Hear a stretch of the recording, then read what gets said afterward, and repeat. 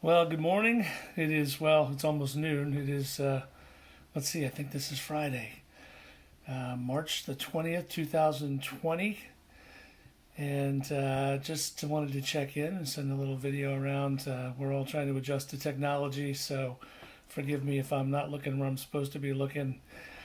I was thinking about just kind of life in general. My sister sent me a funny text the other day. She took some pictures um, of her pantry, just this little cabinet that they had recently that they've stuffed full of things, supplies, for getting sequestered. She referred to it as her pandemic pantry, and it cracked me up. And then she sent me another message about some of the different things people were calling it. So I didn't know. Do you have a pandemic pantry? Do you have a virus vault? Do you have a COVID cupboard? These are some of the terms. I thought it was funny, and so I just thought I would share with you today some of the things that I have stocked up on, trying to be, calm and rational, get ready without being crazy, have a few extra things in the house, outside of things that are in the freezer or the fridge, because you never know. And so I picked up a couple things. I've got the classic sort of a couple of cans of soup, not too many. I don't do that much. I'm trying to buy things I would normally eat, and I don't do a lot of canned soup. Tuna once in a while, so I got some tuna. I got a wholesale club pack of that. Um, these Cliff Bars, excuse me, are good. They are a little expensive, so I just got one box, but they have a good shelf life. They're somewhat nutritious. They taste a little bit like dessert, so that's good. Fruit is a problem. It's hard to keep fresh fruit around, so I got some applesauce. Thought that would be good. One of my secret weapons is I actually love nuts and I love almond butter. So I got some of that, and I have more of that from the last time I went to Trader Joe's. I like their crunchy almond butter. Just thought you'd like to know. But in a pinch, you can put this on anything. I made some weird choices. I guess over time, for some reason, when I was at the club a couple of weeks ago, as I was just thinking about this, I thought, well, I should grab a couple things, and so I grabbed like an 8 pack of black beans. Now I like black beans, but something tells me that I'm never going to eat all these, even if things get tight. So I got to come up with some black bean recipes. So if you've got some recipes, pass them on. I don't know what I'm going to do with that. The other odd choice I made is somewhere along the line. I bought a wholesale club pack of these Rotel tomatoes because, if you're going to be kind of locked in the house alone for a while, what better thing to have than chips and queso? So I've got the tomatoes and chilies.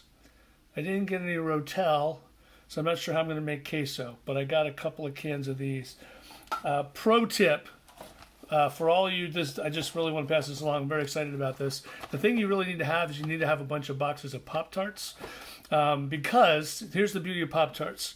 They are an officially sanctioned breakfast food. Now, this box here is a little different than the ones I used to eat when I was a child. I remember that box always saying part of an essential breakfast, 8 vitamins and minerals. For some reason, that labeling got left off this package. I'm not sure, but there are essential vitamins and minerals. It's got 8% of your daily RDA of iron, 10% of niacin, 10% of riboflavin, 10% of folate. So this is health food. But what's really cool is it kind of passes for dessert. And so, you can warm one of these up in the microwave if you're careful, or in the toaster. Feels like you're eating something desserty, but it's really, healthy breakfast food. And the other side benefit is that these things basically have the shelf life of a Twinkie.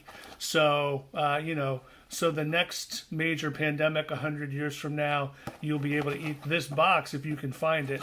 It'll still be good. So you might want to get some Pop-Tarts. I'm wondering, like everybody else, trying to find that line between being prepared and being anxious, being over-prepared, being a hoarder. Nobody wants to be a bad neighbor, right?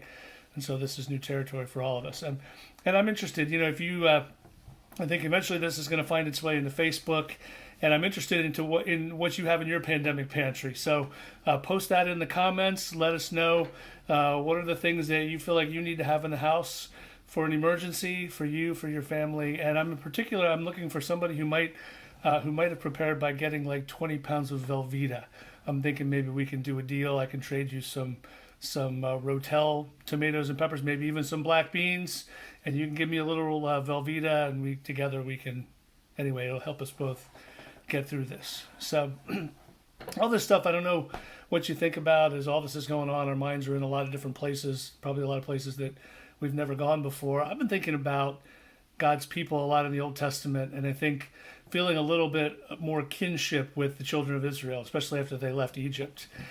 And if you remember that story, at the end of Genesis, God miraculously, by his power, gets Abraham's family, his great-grandchildren, I guess, I have to think about the generations, Joshua and his family, or Joseph and his family, gets them into Egypt and preserves their life. And there's only a few of them, but over a period of time, they grow into a mighty nation. And so Egypt gets a little freaked out, and they enslave them because they're getting too powerful. And so for about 400 years, they're in Egypt. For probably the bulk of that time, they're actually enslaved. And it's a terrible thing, and they eventually cry out to God, and God rescues them. And so they're free, which is awesome. The thing is, they still have a slavery mindset when they leave Egypt. And so, living, I can't imagine what it would be like to live life as a slave, to be owned, to be told what to do and what not to do, to have no freedom. But the thing is, there's some assurances with that life. On some level that you're going to get fed. On some level that you're going to have shelter.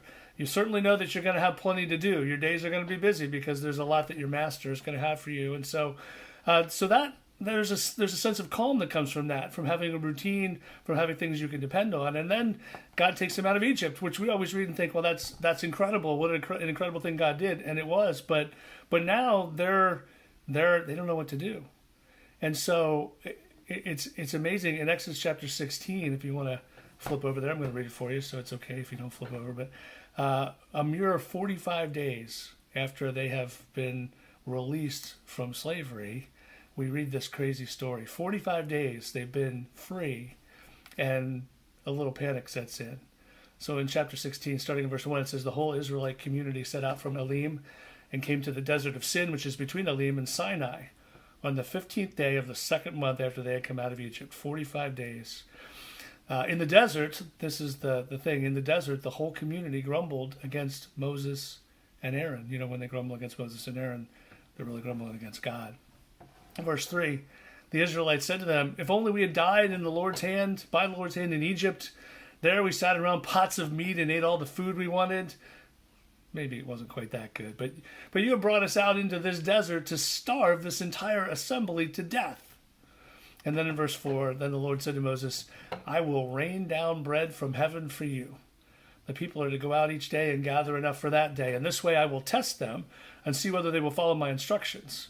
On the sixth day they are to prepare what they bring in, and that is to be twice as much as they gather on the other days. And so there's a whole other story there. There's some quail. There's a lot of other things going on. But I think about these people. I think about how Israel, 45 days after a big change in their existence, they got a little panicky. And they got panicky over some really basic stuff. They were suddenly concerned about, how are we going to eat? There's 1 million or 2 million of us. How are we going to feed the nation? And I really do think, if we're honest, that's a pretty normal human reaction, right? Some of us are experiencing that right now. How are we going to eat if things get bad? And so they complain, and God responds. I think it's interesting to speculate here a little bit, because I assume that God would have fed them. He's been taking care of them right along the way. I'm sure he would have fed them if they hadn't whined and complained. And you wonder a little bit what he might have provided for them if they had just trusted in him and waited for God to say, okay, here's my plan to feed you over these next however long. But they didn't wait. And so in the short term, they got a special meal of quail, and then they got this daily delivery of manna, which one of my favorite things in the Bible really is that when you look in your Bible and look at the footnotes, and you find out that the word manna means, what is it? Because they don't know what it is. They've never seen it before, but God delivers it every day, and they can make it into food. And so God does not let them starve. But they also get it every day. In Exodus chapter 16, verse 35, it says they ate manna for 40 years. I'm sure they probably were able to catch or capture some other stuff along the way, but the mainstay of their diet, the staple of their diet for 40 years is going to be this delivery of the same thing every day. And yet this is God taking care of them. I imagine that this all would have been frustrating to God, and if you read over into the book of Numbers, the timeline is a little odd. We see what is probably not the same account, probably a similar account in Numbers chapter 11, where they're complaining against about food, and God there gets very angry and very violent because he's tired of this. And there it's because he says to them, "Why aren't you trusting me?" And so I think that's the same kind of thing that's happening here in the Exodus passage. And so I think about that, and I think about the times we're going through. I think about COVID-19. I'm sure that there are some. I'm trying to tune out the lunatic fringes on the different ends of the spectrum and get to good information. But I'm sure that there are probably some Christians out there, some Christian ministers or people, prophets who would call themselves, as they would call themselves, who are saying, this is some form of God's wrath or God's judgment. It certainly could be that. God does that. It's easier to determine that when we have places like in the Bible where God says, I'm doing this and it's because of my judgment. I'm more inclined to think that what's going on around us right now is probably this continuing confirmation that, we live in a fallen world. But living in a fallen world challenges our faith. It challenges our faith every day and in a lot of different ways. And right now it's challenging our willingness to trust that God's really taking care of us.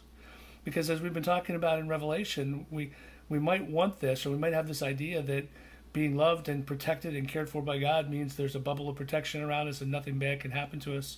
And the scriptures tell us that's not true, and life tells us that's not true. And in Revelation, we see God's chosen people marked and sealed by the Spirit of God, experiencing hardships, experiencing suffering.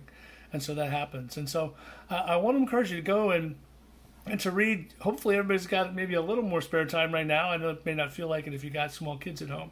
But go read the story of how God takes care of the Israelites in the incredible book of Exodus, how he rescued them and how he provided for them over and over again. And go read, if you want to see where it goes, go read the book of Joshua and see how eventually, through a long chain of events, he keeps his promise and leads them to the promised land. It's a bumpy ride. God's people then and now are human. We're fallible, we're sinful, we're impatient, we're cranky, our faith wavers over all sorts of things. They were human beings, we're human beings. But God then and now is faithful. God then and now keeps his promises, and we rest in that. God keeps his promises. And I think that makes passages like this last one particularly powerful. I want to close with this today. 1 Peter chapter 5, starting in verse 6. Peter says, "Humble yourselves, therefore, under God's mighty hand, that he may lift you up in due time. Cast all your anxiety on him, because he cares for you. Be alert and of sober mind. Your enemy, the devil, prowls around like a roaring lion, looking for someone to devour. Resist him, standing firm in the faith, because you know that the family of believers throughout the world is undergoing the same kind of suffering." Never before have I felt as much in common with Christians all over the world as I do now. So maybe that's a good thing. And not that we would choose this, but it's what we've got. So what do we learn from it? And as well, to reinforce our belief that's easy in the good times and tested in the bad times, our belief that God is taking care of us. And so we need to trust him. And because we trust him, we need to be prudent, right? Not to be anxious, but to be prudent, to be wise. And so because we can be wise and not anxious, then we can also go out into the world and be a calming influence, and we can be good neighbors. And so let's do that. Let's do that in the name of Jesus, not just because we're nice people. Let's do that in the name of Jesus as much as we can. God bless you. I love you, and I miss our contact. And so if you're having struggles, everybody's wrestling with this, and I want to encourage you. If you're missing something, if you get sick or you're out of something that you need, don't suffer in silence. Please let us know. Probably the best thing to do is to start with the church office, to call there. We're kind of let Monica be the triage there and manage some of those calls coming in. You may not get her in person. Leave a message. Those messages will be checked. The elders and the staff are also. We're still on the job. We're accessible, so we'd encourage you kind of to use Monica and the church office as a point person. Call the church office 717-393-4281.